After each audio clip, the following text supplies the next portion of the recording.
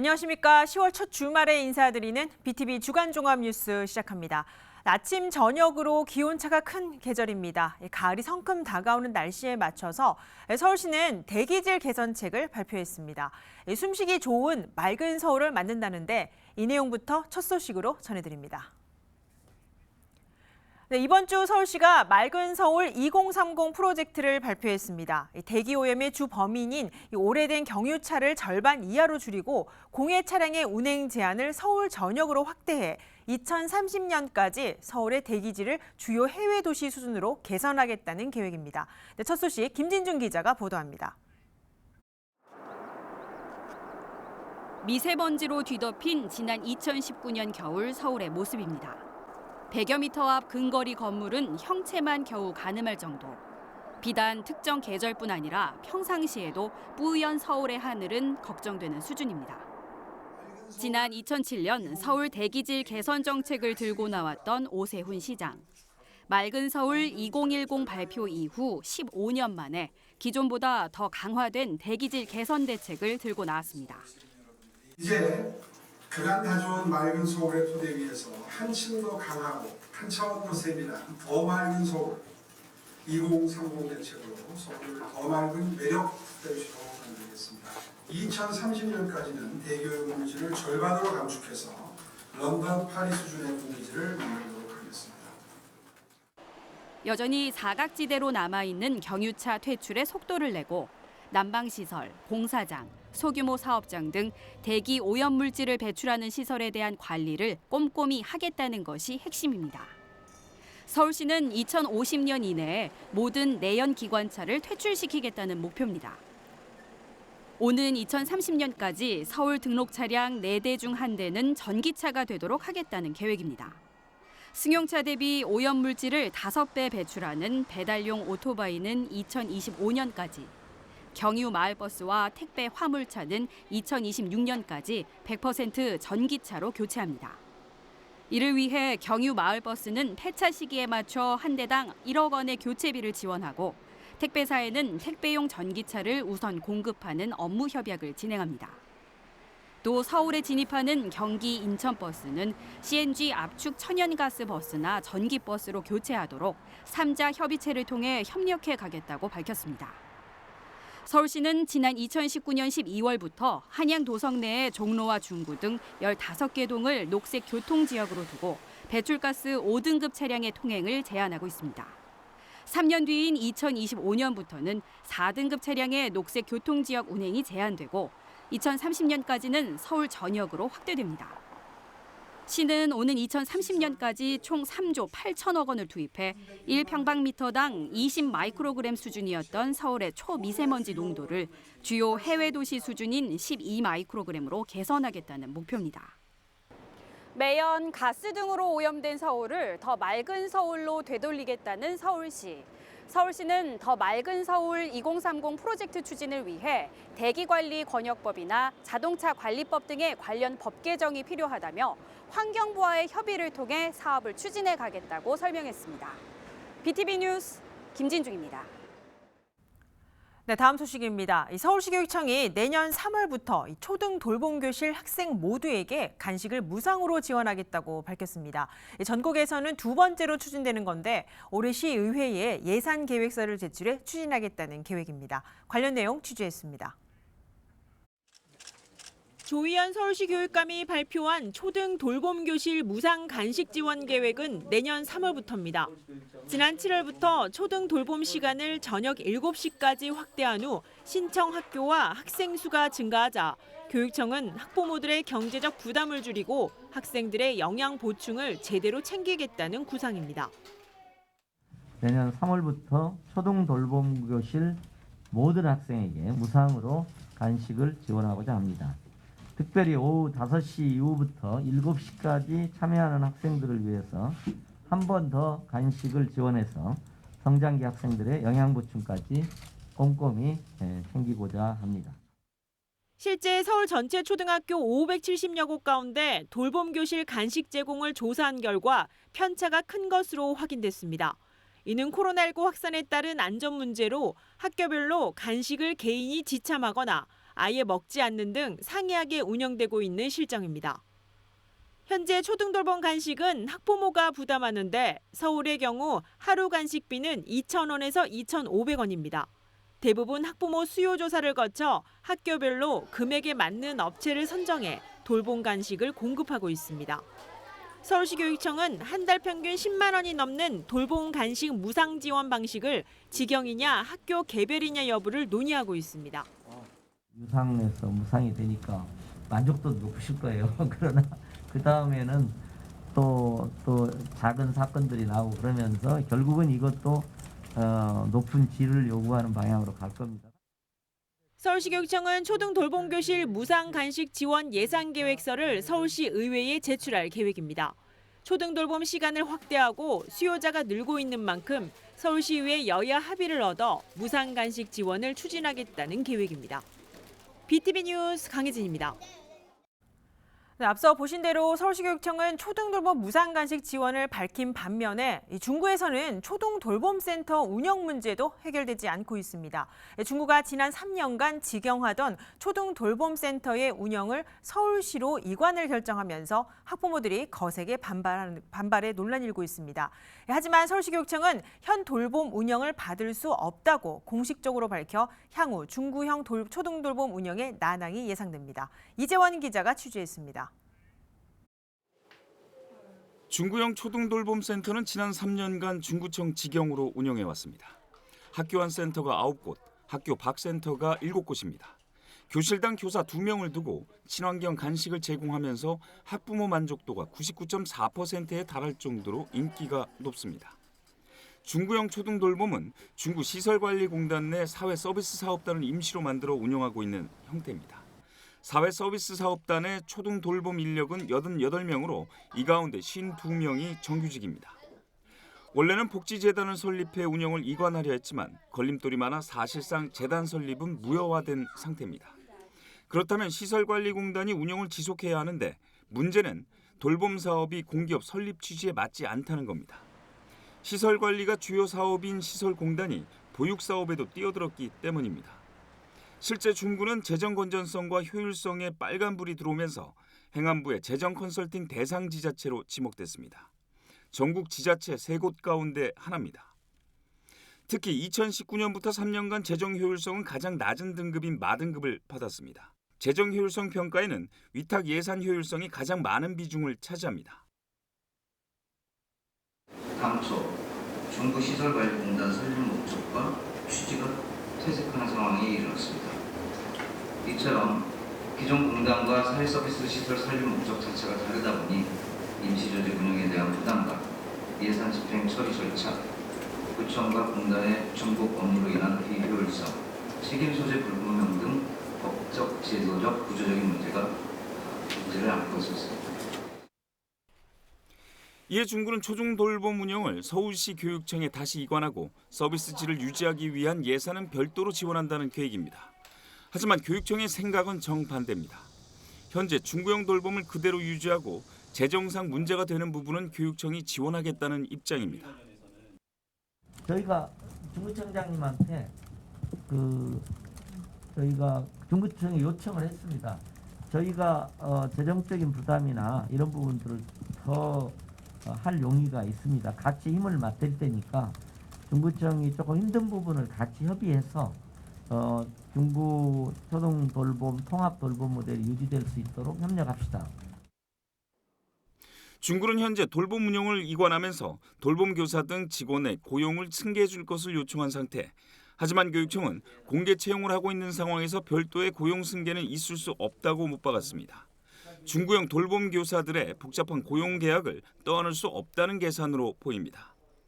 게다가 서울시 교육청의 돌봄 1교실, 1교사제 방침에 따라 중구형을 채택할 경우 25개 지자체 형평성에 맞지 않다는 입장입니다.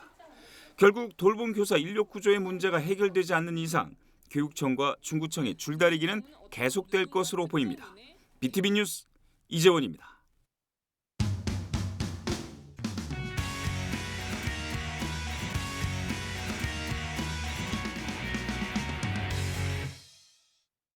네, 동대문구 관련 소식입니다. 서울시와 동대문구가 동부 화물터미널 부지 개발을 추진하고 있는 가운데 이 지역 주민은 물론 인근 학교에서도 물류시설은 절대 안 된다는 반대 움직임에 나섰습니다. 네, 주민들은 물류터미널 반대 추진위를 꾸리고 서명운동까지 전개하고 있습니다. 김진중 기자가 취재했습니다. 장안동의 물류시설 건립은 절대 안 된다며 설명회 내내 반대 목소리를 높였던 주민들. 주민을 대변해야 할 정치인들의 입장은 무엇이냐며 이날 자리한 구의원들을 향해 질문을 던졌고 구의장이 내놓은 답은 아리송했습니다. 우리 동대문구의 의원분들은 어떻게 할 수가 없어요. 반대가 맞나 찬성이 맞나 그걸 떠나서 우리 구의원분들은 우리 주민들의 의견을 경청해가지고 반대다 그러면 우리가 반대를 할 것이고 우리 주민들이 찬성이다 하면 찬성을 하는 것뿐이지. 물류터미널 부지 인근 200~300m 거리 내에는 초중고교가 밀집해 있어 아이들의 통학 안전에 대한 걱정 역시 높은 상황입니다. 지역 주민과 학부모들의 걱정에 인근 학교장까지 나서 학생들의 등하교 안전이 염려된다는 문자를 구의원들에게 보냈지만 돌아온 답변은 최선을 다하겠습니다로 역시 모호하기만 했습니다. 지역에선 물류터미널 인근의 아파트 입주자회와 맘카페 회원들을 중심으로 장안동 물류터미널 건립 반대 대책위원회가 꾸려졌고 주민 서명 운동을 진행하고 있습니다.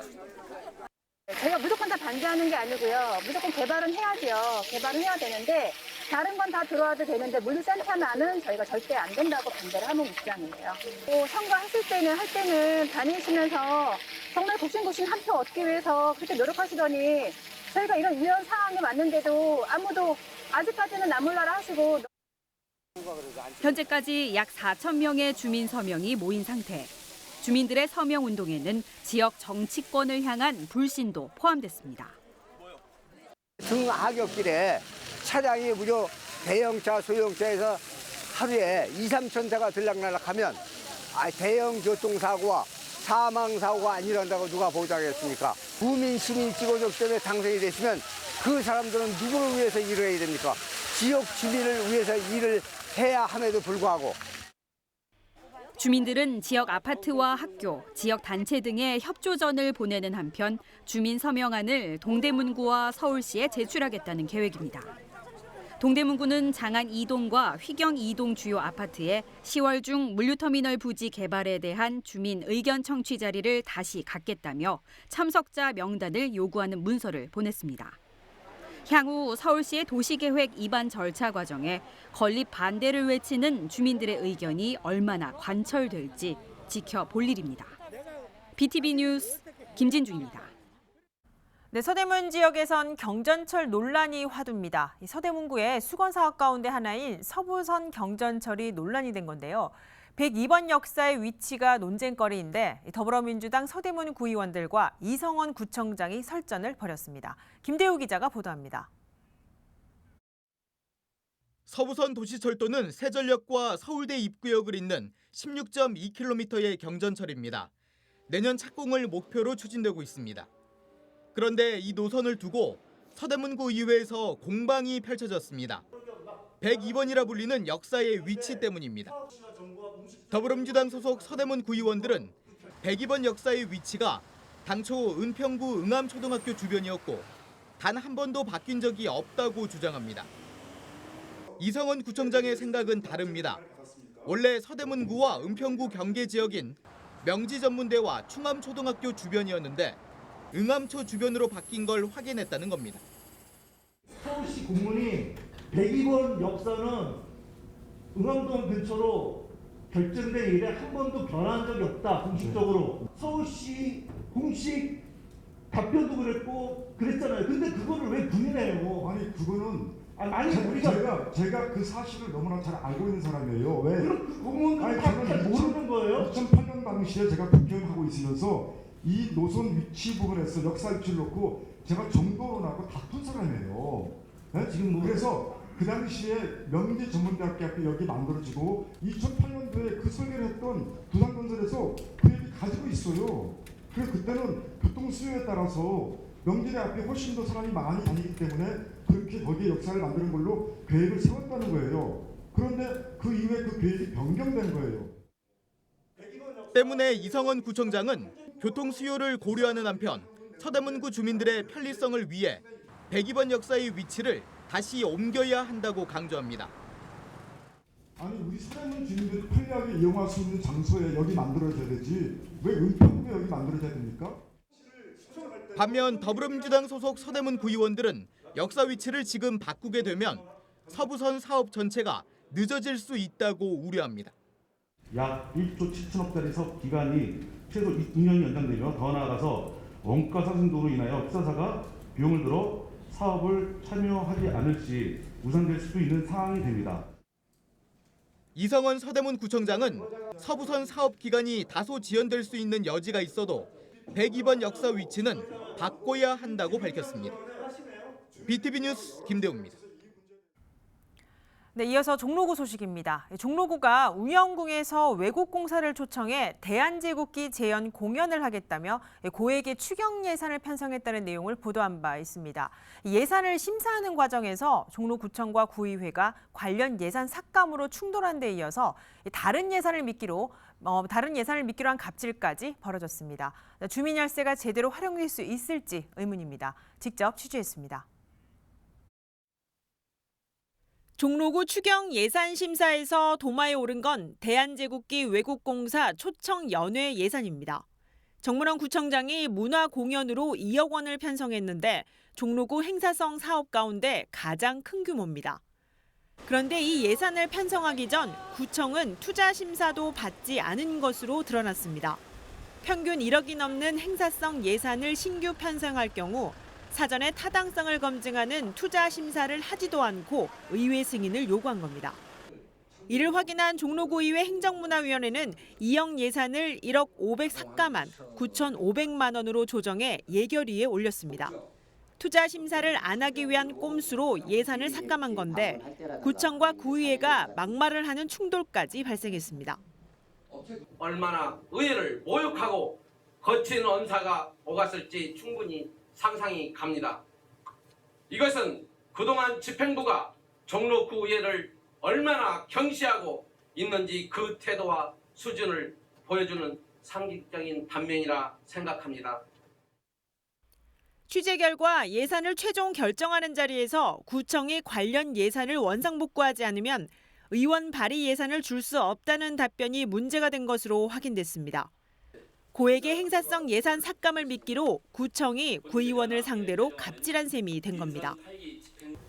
위에 대한 대응을 그렇게 지시한 사람이 누군지 몰라도 집행부에 수상인 구청장께서 책임을 지고 이번 사안에 대해 사과할 것을 요구합니다.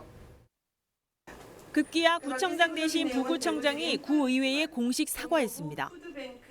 이번 예산 결산 심의 과정에서 불미스러운 집행부 행동이 있었다는 부분에 대해서 유감스럽다는 말씀을 드리고 이후 이런 일이 발생하지 않도록 최선의 노력을 다하겠습니다.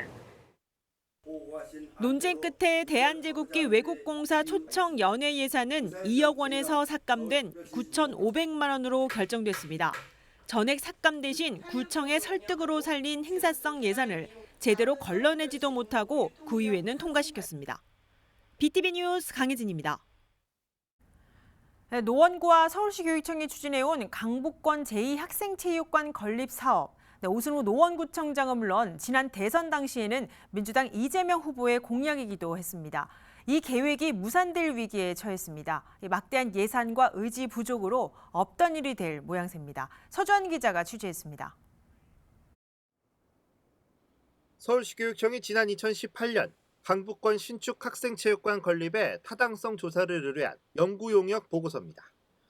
현재 서울시 교육청이 직접 운영하고 있는 강남권의 잠실 학생체육관은 접근성에 한계가 있기 때문에 강북권역에도 대규모 시설을 새로 지어보자는 취지로 시작됐습니다.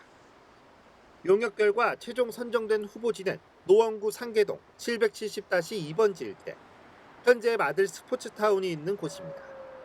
50m 규격의 공공 수영장까지 조성하기로 했던 가칭 강북권 제2학생 체육관 건립 사업은 노원구에서 큰 기대를 모았습니다. 오승록 노원구청장은 물론 지난 대선 때는 더불어민주당 이재명 후보의 지역 공약이기도 했습니다. 서울의 학생체육관은 강남권에만 한 곳 있습니다. 중계역 인근 마들 근린공원에 50m 수영장을 포함하여 이곳 마들 스포츠타운에 지으려고 했던 강북권 제2학생체육관. 정치인들이 주요 공약으로 꼽았지만 아쉽게도 지금은 안개 속에 빠져 있습니다. 표면적으로는 건립계획의 주차장 조성 부분이 미흡해서 정부 승인을 못 받고 있는 상태지만 더 큰 문제는 예산에 있습니다. 당초 추정 예산은 500억 정도, 교육청이 200억, 노원구청과 정부, 서울시가 100억씩 나눠내는 방안이 검토됐습니다. 그러나 지금은 자재값 인상 등으로 필요 예산이 800억 가깝게 오르면서 사실상 사업 추진이 어려운 실정입니다. 국가와 서울시와 교육청 예산을 확보할 수 있는 방안이 굉장히 좀 힘들어졌습니다. 또 우리 그 사이에 노원구 관내에 각종 체육관이 한 2-3개 정도도 이렇게 건립이 되게 되면서 강북 학생체육관을 지금 이런 방식으로 추진하는 것은 적절치 않다라고 판단을 해서 서울시교육청도 당장 뚜렷한 대책은 없는 상황. 노원구는 건립 주체인 서울시교육청의 의지 역시 부족하다고 판단해 공약 폐기를 검토 중입니다. 한강 이북 지역 청소년들의 접근성을 높이기 위해 추진된 강북권 제2학생체육관 건립은 부지 선정부터 다시 원점에서 시작될 확률이 높아졌습니다. BTV 뉴스 서주환입니다.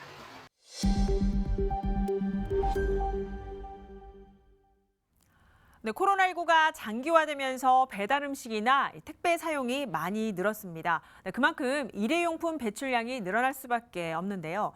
분리수거를 잘한다 해도 종이 박스나 플라스틱, 그리고 선물용 포장 용기 등 버리기 아까운 용품을 재활용하는 장터가 강북구에서 열렸습니다. 네, 저희 주민통신원이 직접 취재를 하셨는데요. 네, 강북구를 담당하는 운현선 통신원을 화상으로 연결해서 자세한 정보 알아보겠습니다. 네, 운현선 통신원 나와 계십니까? 안녕하세요. 반갑습니다. 네, 반갑습니다.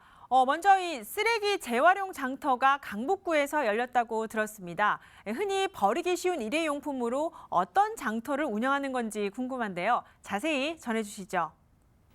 네, 강북구가 코로나19로 인해 중단됐던 재활용 나눔매장 꿈의 장터를 3년 만에 다시 열었습니다. 지난 9월 17일 토요일 강북구 구민운동장에서 오전 11시부터 오후 4시까지 많은 주민들의 참여로 성황리에 열렸는데요. 특히 강북구 보건소와 환경관리과 등에서 이벤트를 진행했는데 반응이 대단했습니다. 혈압 체크해주기, 건강 퀴즈 맞추고 선물 받기, 장바구니 증정과 분리수거하는 방법 홍보하기 등 환경운동에 적합한 내용들로 진행되었고 주민들 반응도 아주 좋았습니다. 네, 무엇보다 이번 행사는 주민들의 참여가 필요한 행사로 보여집니다. 어떤 물건을 사고 파는 행사인지도 전해주시죠. 네, 꿈의 장터는 주민들이 직접 중고 물품들을 판매, 교환하는 나눔매장으로 중고 물품을 재활용해서 생활 폐기물을 줄이고 제로 웨이스트 운동을 실천하여 환경 지킴 역할에 일조를 하기 위해 마련된 장터입니다. 참여자들이 가족 단위가 대부분으로 자녀들에게 재활용의 의미를 알릴 수 있는 교육 효과가 아주 크다고 봅니다.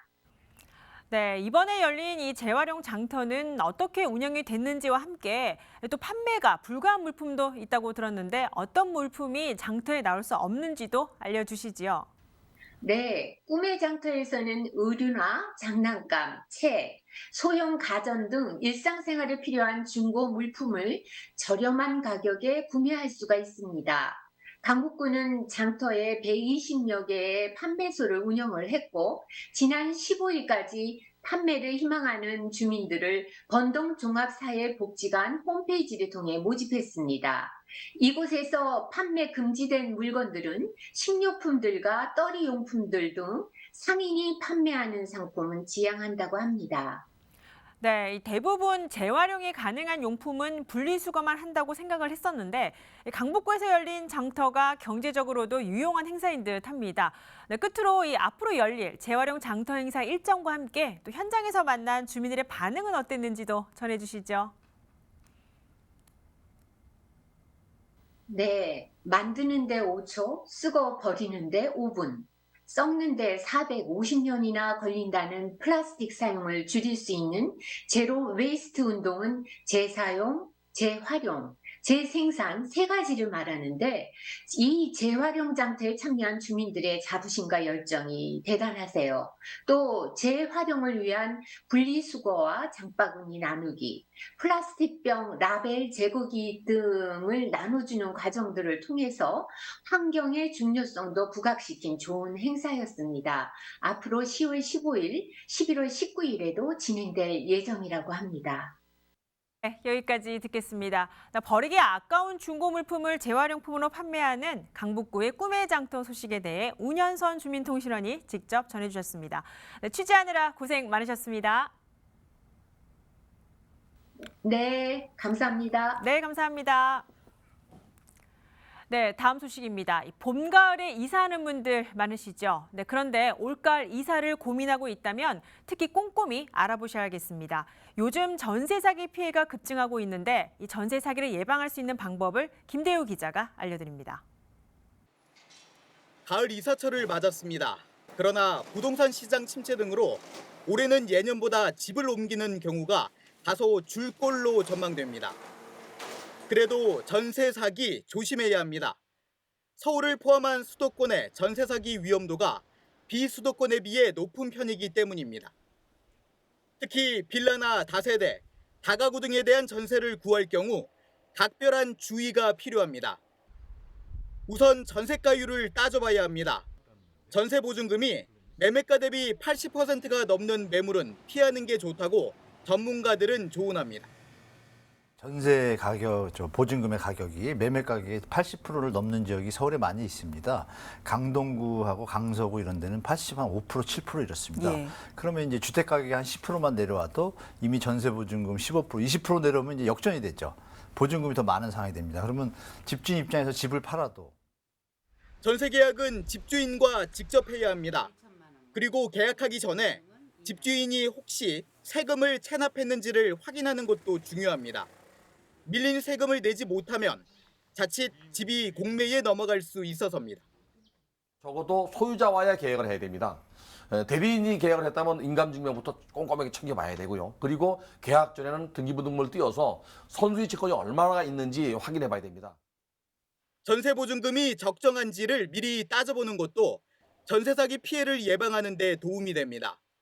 현재 서울시가 운영하고 있는 전세 가격 상담 센터를 통해 관련 정보를 확인할 수 있습니다. 정확한 시세를 알기 어려운 신축 빌라나 다세대, 다가구 등이 대상입니다. 서울 부동산 정보광장 누리집에서 서울에 있는 전세 물건에 한해 누구나 무료로 상담받을 수 있습니다. 너무 높은 가격으로 전세를 들어가다 보니까 이게 뭐 이렇게 경매로 넘어갔다거나 이런 경우가 발생을 했을 때 전세 보증금을 돌려받지 못하는 그런 경우들이 많이 생기거든요. 그래서 이른바 요즘에 깡통 전세라고 얘기하는 이제 그런 부분들인데 이 정도면은 내가 적정하구나를 알고 이제 그 전세를 들어가시면은 조금 더 이런 깡통 전세 이런 위험에서 조금 벗어나실 수 있지 않을까. 전세 보증금 반환 보증보험에 가입해 보호를 받는 것도 필요합니다. 결론적으로 발품을 더 팔고 물건의 정보를 하나라도 더 확인하는 노력만이 전세 사기 피해를 예방할 수 있습니다. BTV 뉴스 김대우입니다. 네, 10월 1일은 국군의 날입니다. 올해 74주년을 맞이한 국군의 날의 의미를 알리기 위해 도봉구에서 다양한 체험과 전시 행사가 열렸습니다. 주민들이 1일 군인 생활을 경험하는 기회였는데요. 현장에 직접 다녀왔습니다. 박격포와 군인 전투 총기 등이 시민들에게 공개됐습니다. 전시된 군 장비와 전투 복장 등 군사용품을 볼 수 있는 전시장입니다. 10월 1일 국군의 날을 기념해 도봉구가 마련한 주민 참여 문화 행사 현장입니다. 군 장비 전시에 이어 전투 현장에서 군인들이 먹는 건빵 시식 코너도 마련됐습니다. 주민들은 훈련 현장에서 먹는 군인들 식량에 대한 궁금증을 해소하고 아이들과 어른들은 전투 총기를 만지며 직접 사격도 경험해 봅니다. 도봉구에서 이런 행사가 있어서 아이랑 같이 체험할 수 있는 게 너무 좋았고요. 총을 또 오랜만에 만져보니까 옛날 생각도 새록새록 나고 저희 어린 아들한테도 그런 만져볼 수 없는 것을 만져볼 수 있는 기회가 생겨서 경험이 너무 좋았던 것 같습니다. 재밌었는데 총알이 안 났어요. 저는 군인이 되고 싶어요. 도봉구와 인근 군부대가 협업해 기획한 이날 행사 주제는 함께 만드는 희망찬 미래입니다. 도봉구는 군인과 주민들의 재능 기부와 군 장병들의 문화 공연을 통해 국군의 날을 기념하는 데 의미를 더했습니다. 국민을 위해서 헌신하시는 국군에 감사하는 뜻으로 구민들과 군이 함께 문화예술 공연을 함으로써 함께 축하하는 그런 자리를 만들었습니다. 이번 국군의 날 기념 행사를 계기로 도봉구는 지역 예술인 공연을 선보이는 주민 화합 문화 행사를 지속적으로 선보일 계획입니다. BTV 뉴스 강혜진입니다. 네, 다음 소식입니다. 클래식의 대중화를 위해 거리 곳곳에서 성악 공연에 나선 노희섭 성악가의 이야기. 네, 저희가 전해드린 적이 있습니다. 이 거리 공연 1000회를 목표로 했는데 마침내 그 목표를 이뤘습니다. 네, 거리의 성악가 노희섭 씨를 김대우 기자가 다시 만나봤습니다. 오케스트라 연주에 맞춰 울려 퍼지는 힘차고 아름다운 노랫소리. 예술의 전당 야외 무대를 가득 메우며 관람객을 매료합니다. 그 어느 때보다 열정적인 무대. 1000번째 거리 공연에 나선 만큼 거리 성악가 노희섭 씨는 혼신의 힘을 다합니다.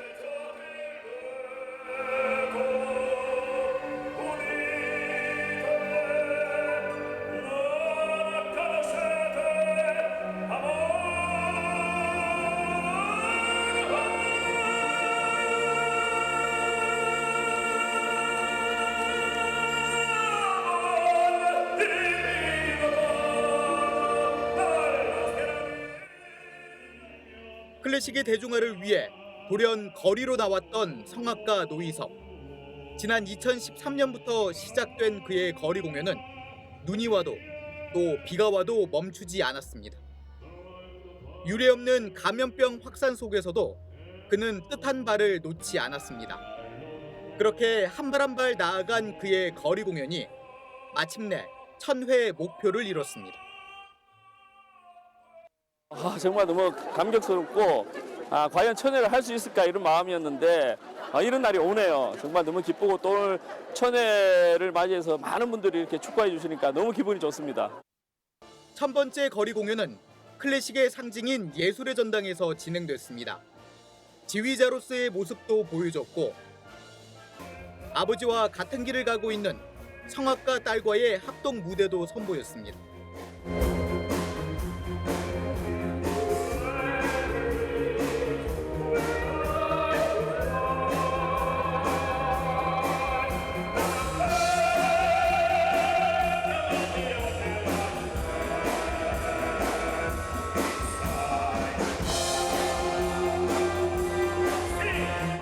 (10년) 가까운 긴 시간 동안 1000회 공연이라는 큰 목표를 달성한 거리의 성악가 노희섭.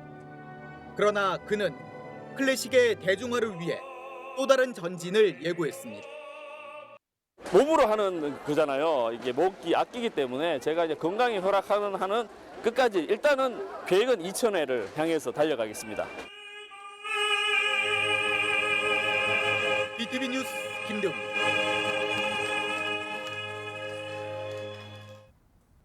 네, 앞서 리포트의 주인공이시죠. 노희섭 성악가를 저희가 스튜디오로 모셔서 조금 더 깊이 있는 이야기 나눠보도록 하겠습니다. 어서 오세요. 반갑습니다. 안녕하세요. 네, 제 기억으로는 2020년도에 아마 이 자리에서 뵀던 네. 기억이 납니다. 기억나시죠? 네.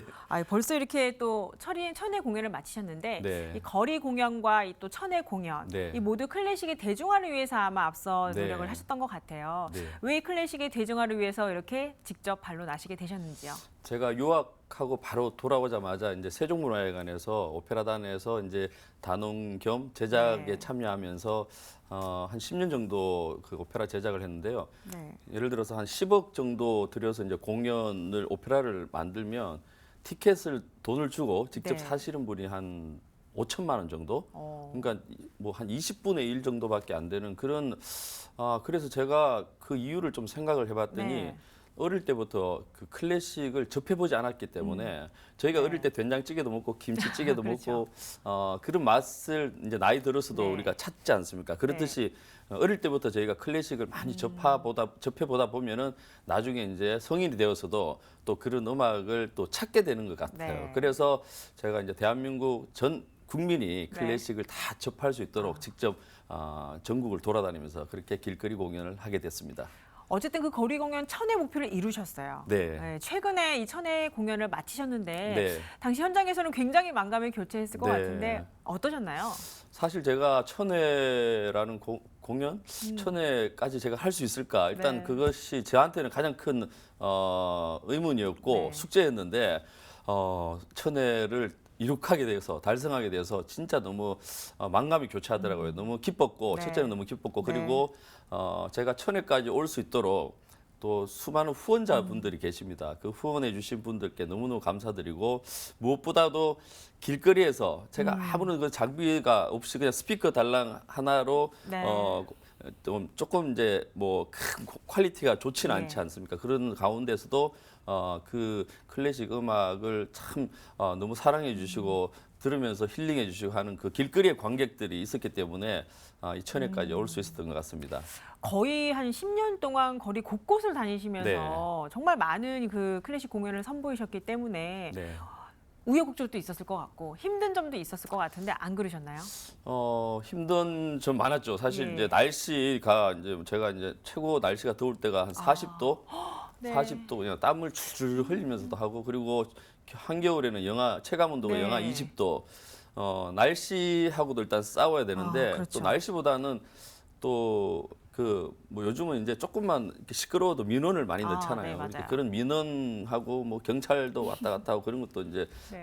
또 싸워야 되고. 근데 사실 그런 것들은 어떤 한 분이 진짜 이 공연을 들으면서 마음이 치유가 되고 이런 과정을 보면 그런 것들은 아무런 문제가 안 되고 사실 제일 어려웠던 것은 이제 제가 제 자신과의 싸움이었던 거죠. 네. 예를 들어서 뭐 메르스나 이럴 때 이제 6개월씩 공연을 못 하고 네. 또 세월호 사건을 터질 때 또 공연을 네. 못 하고 한동안 공연을 못 하고 공연이 연속성이 있어야 네, 되는데 그렇죠. 쉬었다가 하면 또 사람이 또 하기 싫어지거든요. 그렇죠. 그럴 때 다시 내가 마음을 잡고 또 길거리로 이렇게 나가야 되는 그 이제 정신을 이제 멘탈을 이제 만드는 것이 사실은 제일 힘든 일이라면 힘든 일이었는데 그것조차도 사실 별로 힘들다고 생각해 본 적이 없었습니다. 네. 그래서 힘들다고 생각하면 사실 1000회까지 올 수가 없었겠죠. 그럼요. 예, 네. 그래서 저는 이제 즐거운 마음으로 네. 예, 진짜 거의 즐거운 마음으로 했던 것 같습니다. 그래서 그러면서 여기까지 오시게 된 네, 거잖아요. 그럼에도 불구하고 이제 1000회 공연을 마치셨는데 네. 여기에 연장선에서 다시 한번 1000회를 목표를 갖고 거리 네. 공연을 하겠다 이렇게 밝히셨거든요. 네, 네. 어떤 이유에서 또 이런 각오를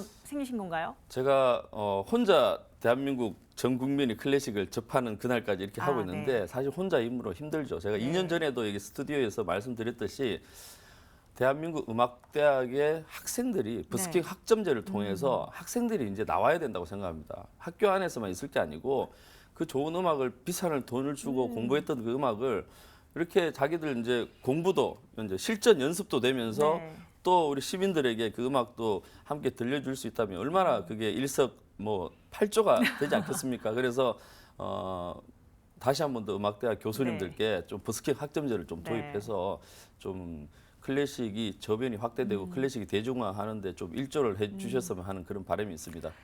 2020년도에 이 자리에서 바로 그 말씀했던 기억이 납니다. 네. 그런 의미에서는 아마 이 클래식의 대중화를 위해서 정말 많은 노력을 해오셨으니까 네. 우리 시청자분들에게 이 클래식 성악가로서 어떤 의미에서 이걸 좀 접했으면 좋겠다는 바람이 있으실 것 같아요. 네. 한 말씀 해주시죠. 클래식도 저는 이제 대중음악이 될 수 있다 이렇게 생각하는 사람입니다. 그래서 클래식이 많은 분들이 사랑해주면 대중들이 좋아해주면 일반 뭐 가요, 재즈나 뭐 트로트처럼 지금은 요즘 트로트가 뭐 유행하니까요. 트로트처럼 클래식도 많은 분들이 사랑을 많이 하면 대중음악이 되지 않겠습니까? 그리고 클래식에 힘이 있지 않습니까? 클래식은 사람을 치유하고 힐링하는 그런 뭐 태교 음악도 하듯이 그래서 이 클래식 음악을 좀 많이 사랑해 주시고 또 많이 들어주시고 그렇게 했으면 하는 바람입니다. 네. 네, 이렇게 어렵게 저희가 스튜디오로 모신 만큼 제가 앞서 좀 정중히 좀 부탁을 드렸습니다. 우리 시청자분들을 위해서 이 뉴스지만 좀 분위기를 바꿔서 라이브로 저희가 클래식 성악 한 곡을 좀 부탁드리도록 하겠습니다. 네. 준비하신 곡이 오페라 투란도트 중에 저희가 들어봤던 네슨도르마 직접 한번 여러분 감상을 해보시죠.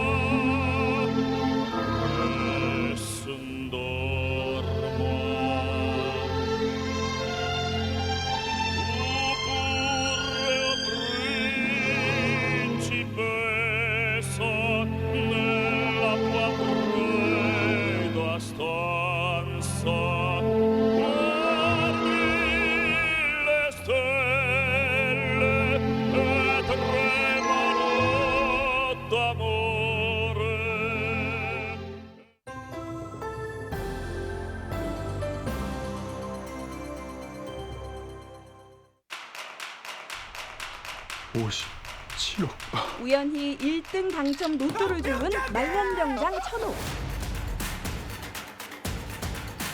행복한 순간도 잠시 순간의 실수로 바람에 날아가 버리고 그 로또가 북으로 날아갔는데 군사 분계선을 넘어온 종이를 발견한 북한 병사 용호. 네가 현금을 가져오면 내 10%를 주겠어. 그건 말이 안 되잖아요. 그 내 건데. 이 종이 쪼가리 주인이 어디 있나? 먼저 주는 놈 자디. 57억 로또가 북에 있다 이거지. 57억을 사수하기 위한 아슬아슬한 지분 협상이 시작됩니다. 맞아이. 7대3 협상 결렬이라.